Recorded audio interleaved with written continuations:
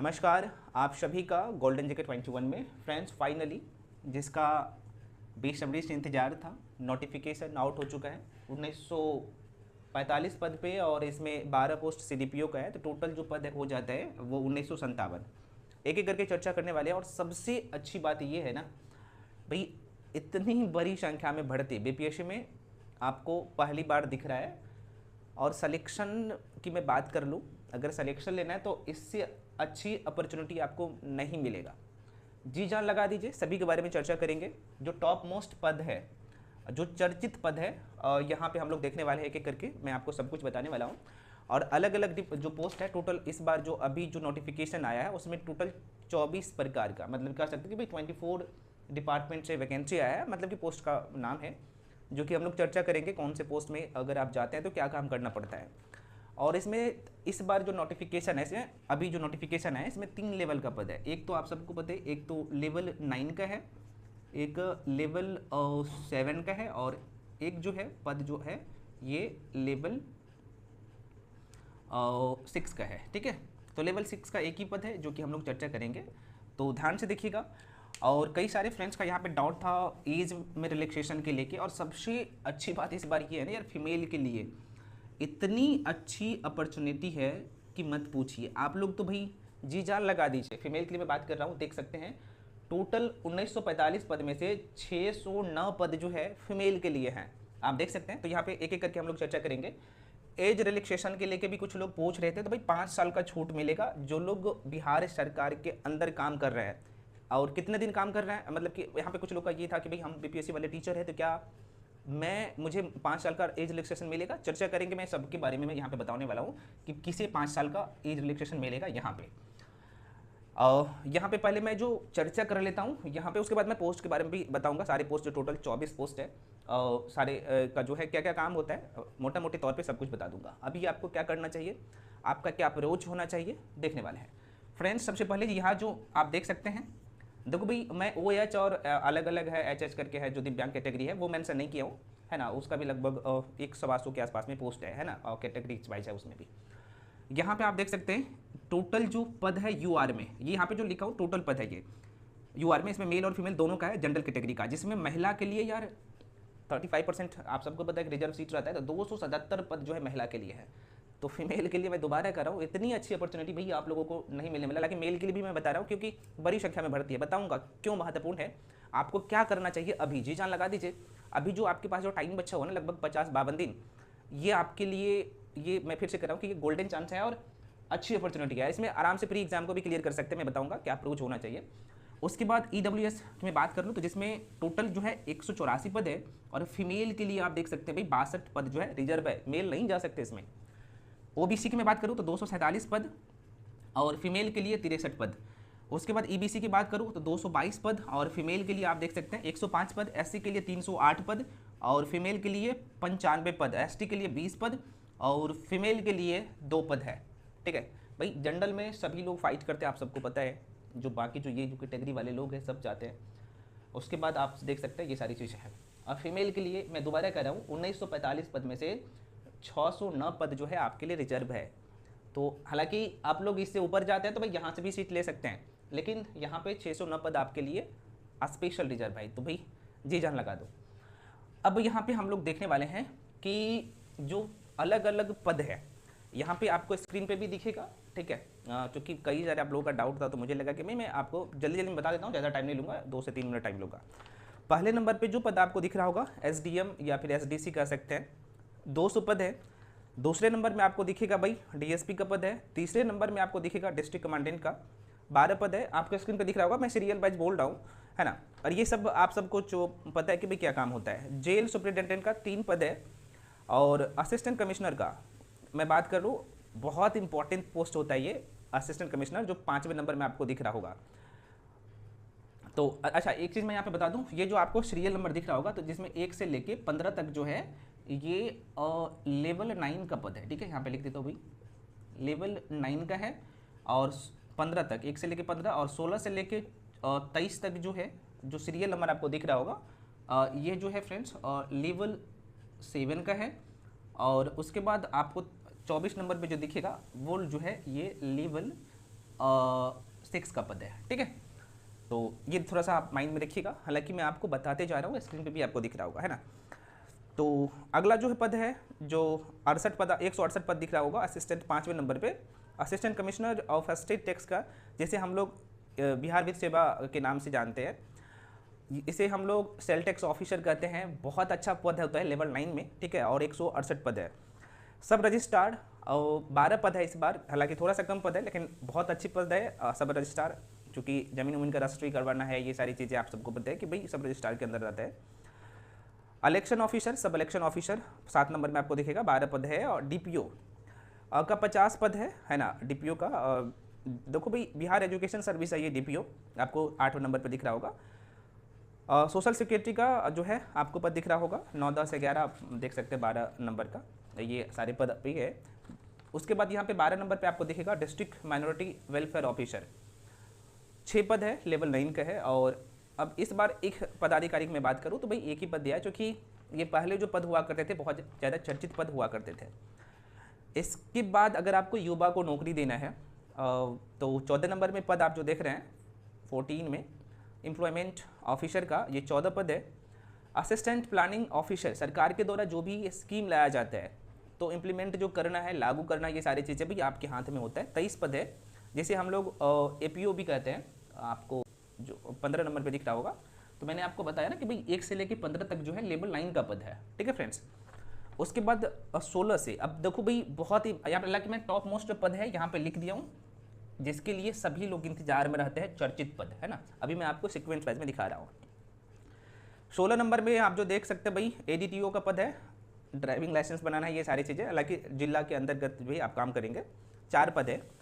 Municipal executive, बहुत ही officer, municipal executive officer होता है, एमईओ जो पद होते हैं भाई, बहुत ये भी अच्छा पद है, नगर प्रशासन के लिए मैं बात कर रहा हूँ। तो उस फील्ड में अगर अभी भी चर्चित पद है ये, हालांकि ये लेवल 7 का पद है। बीडीओ साहब बनना है ना।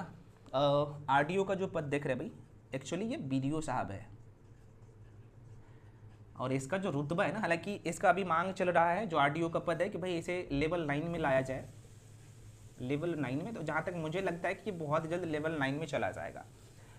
और लेवल 7 में मैं बात कर लूँ ना, तो सबसे अच्छी पद मैं कह रहा हूँ कि लेवल 9 का भी कुछ पद है ना, उससे अच्छा पद ये होता है आरडीओ। हालांकि डायरेक्टली मैं कह सकता हूँ, और ये बीडीओ कह सकते हैं, बीडीओ साहब यही बनते हैं, ठीक है। ज्वाइन करते ही आपको सारी सुविधा मिल जाते हैं, सारी चीज़ें, तो अच्छी पद है। और इसकी संख्या तो आप सबको पता ही है, आरडीओ का 393 है, अच्छी अपॉर्चुनिटी है। आरओ और सीओ की मैं बात कर लूँ तो आप सबको पता है 287 पद है, ज़मीनी विवाद सब अगर निपटारा करना है तो ये। उसके बाद एलईओ का 67 पद है, बीपीआरओ का 83 है, सप्लाई इंस्पेक्टर का 233 पद है, SC/ST वेलफेयर ऑफिसर का 125 पद है। और सबसे लास्ट में जो 24 नंबर का आपको दिखेगा वो ब्लॉक माइनॉरिटी वेलफेयर ऑफिसर है। SC/ST के लिए अगर अच्छे से काम करना चाहते हो उस फील्ड में तो 28 पद है, ठीक है। ये तो मैंने आपको बता दिया। अब हम लोग चर्चा कर लेते हैं कि जो टॉप मोस्ट पद है, ठीक है। मैं सारी चीज़ें बताने वाला हूँ उस वीडियो में, ध्यान से देखिएगा फ्रेंड्स। बहुत सारे फ्रेंड्स का डाउट रहता है ना कि भाई आप जो तैयारी करते हैं ना, तो इस समय आपके मन में चलता है कि भाई कौन कौन से पद है, और हम जो लंबे समय से तैयारी कर रहे हैं स्टेट सर्विस कमीशन एग्ज़ाम के लिए ना भाई, तो एक रहता है सबको, ठीक है। तो आप यहाँ पे देख लीजिएगा SDM, आप सबको पता है भाई, तो सभी लोग जब पहली प्रायोरिटी देगा तो SDM, दूसरे नंबर पे DSP, तीसरे नंबर पे ये जो मैंने आपको बताया ना कि भाई सेल टैक्स ऑफिसर कह सकते हैं, AC/ST, या फिर आप ये सब लेवल 9 का है। BFS आप कह सकते हैं, बिहार वित्त सेवा से संबंधित है, तो बहुत अच्छी पद है और ये भी चर्चित पद है। तो ये जो है आप तीनों जो आपको दिख रहा होगा, मैं ये 6 पद लिखा हूँ, हालांकि सारे पद अपने आप में वही बहुत अच्छे हैं और अच्छी बात है कि भाई इतनी बड़ी संख्या में बढ़ती है, ठीक है। लेकिन मैं आप लोगों का जो डाउट रहता है कि भाई जो चर्चित पद है वो मैं लिखा हूँ, ठीक है। तो ये जो है लेवल 9 का है, लेवल 9 का पद है फ्रेंड्स, ये तीनों। और ये दोनों जो आपको दिख रहा होगा यहाँ पे आरडीओ, और आरडीओ की भी हम लोग बीडीओ के नाम से जानते हैं, और यहाँ पे आरओ और सीओ, ये आप सबको पता है कि लेवल 7 का पद है। और उसके बाद यहाँ पे सब रजिस्ट्रार की बात करूँ तो ये लेवल 9 का है, लेवल 9 का, हालांकि ये भी बहुत चर्चित पद है और लेवल 9 का ये है, ठीक है। तो आप सबको पता है कि लेवल 9 से जो है आप लोग लेवल कहाँ पे, तो 10 पे डायरेक्टली पहुँच सकते हैं। प्रमोशन के थ्रू आप आईएएस बन सकते हैं, क्योंकि आईएएस से एक लेवल कम है। आप आईएएस लोग जो यहाँ पे होते हैं भाई, है ना, वो लेवल 10 का होते हैं, और आप लोग जो आप देख सकते हैं लेवल 9 में है, ठीक है। तो आप भी कम नहीं है।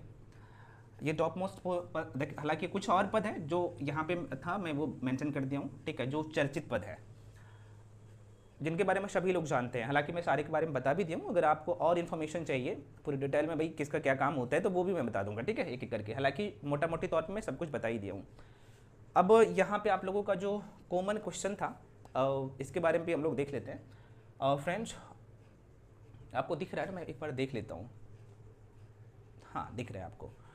तो यहाँ पे अब एज की मैं बात कर लूँ, तो कम से कम जो आपका एज चाहिए वो चाहिए भाई साहब आपका कम से कम एज। मैं थोड़ा सा इसे मिटाता हूँ ताकि यहाँ पे लिखो, क्योंकि आपने ये सब देख लिया है, तो मैं इसे मिटा देता हूँ और यहाँ पे कुछ चीज़ें लिखूँगा, ठीक है।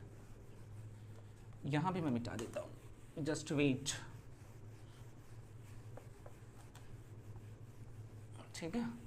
चलिए, अब एज की मैं थोड़ा सा चर्चा कर लेता हूँ। देखिएगा, एज यहाँ पे कैटेगरी यूआर में बात कर लूँ, मेल और फीमेल, ठीक है।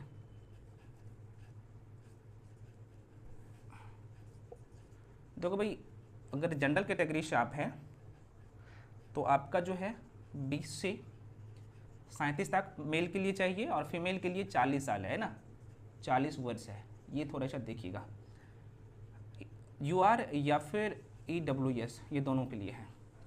आप ओबीसी, ईबीसी कैटेगरीज हैं, तो आपका मेल का मैं बात कर रहा हूँ, आपका जो है कम से कम 20 साल और ज़्यादा से ज़्यादा जो है आपका 40 साल है, और फीमेल का भी यहाँ पे 40 साल है, 40 वर्ष कम से कम। यहाँ पे मैं लिखा हूँ भाई कम से कम 20 साल यहाँ पे फीमेल का भी, यहाँ पे भी 20 साल फीमेल का भी। उसके बाद एससी या एसटी की मैं बात कर लूँ फ्रेंड्स, तो मेल फीमेल दोनों का जो है इसका रहता है 20 से 42 साल, है ना। यहाँ पे 42 वर्ष लिख लीजिए, 20 से 42 यहाँ पे ये एज का क्राइटेरिया है।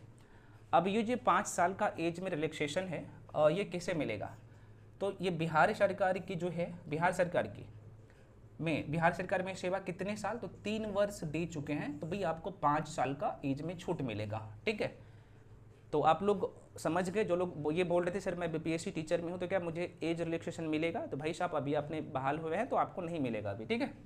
कम से कम आप राज्य सरकार में 3 साल जो है अगर आप नौकरी कर लेते तो आप इसमें एलिजिबल होते। उसके बाद यहाँ पे कुछ क्राइटेरिया और है, कुछ कंडीशन और है।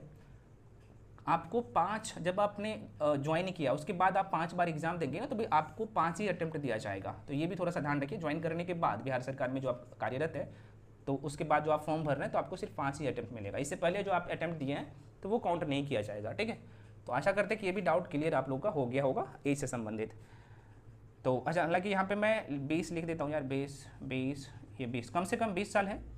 अच्छा, कुछ ऐसे पद है जो कि आपको मैंने स्क्रीन पे दिखा दिया था, जैसे डीएसपी, जैसे पुलिस डिपार्टमेंट का जो 3-4 पद था ना, 3 पद से था, 3 पोस्ट था, 3 डिपार्टमेंट का मैं कह सकता हूँ। तो वहाँ पे 20 साल है, कुछ पद के लिए 21 साल है कम से कम, और कुछ के लिए जो है मतलब कि 20 में बोल रहा हूँ तो कम से कम 20 साल, ज़्यादा से ज़्यादा आपके लिए 40, अगर ऐसी एसटी से तो 42 साल, इस तरीके से। बाकी अन्य पद के लिए कम से कम 21 है। और ख़ासतौर पे ये जो एसडीएम सबका जो पद देख रहे हैं, मैं आपको जो बताया एसडीएम या फिर एसडीसी कह सकते हैं,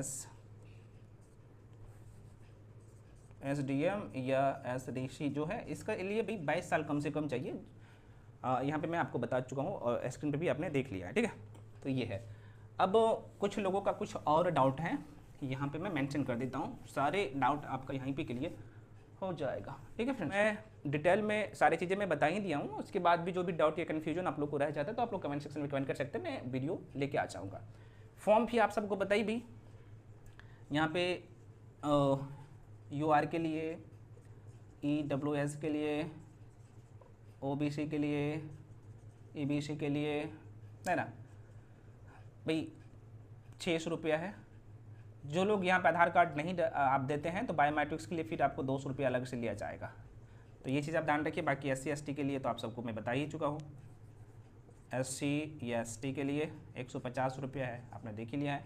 आप लोग भी अगर आधार कार्ड नहीं डालते हैं तो बायोमेट्रिक्स के लिए 200 रुपया अलग से आपको लगेगा। तो ये सारी चीज़ें हैं, तैयारी में लग जाइए, जी जान लगा के एक बार आप जो है पूरे तरीके से झोंक दीजिए अपने आप को। बिल्कुल सिलेक्शन होगा इस बार, अच्छी वैकेंट्री है और प्री पे आके आप लोग पूरे तरीके से अब मेहनत करिए, है ना। कंप्लीट स्ट्रेटजी वाला वीडियो बहुत जल्द अपलोड होगा और उस पर भी मैं आप लोगों का जो कॉमन डाउट रहता है तो वो भी मैं आपको क्लियर कर दूंगा, ठीक है। तो मिलते हैं फ्रेंड्स अगले वीडियो में।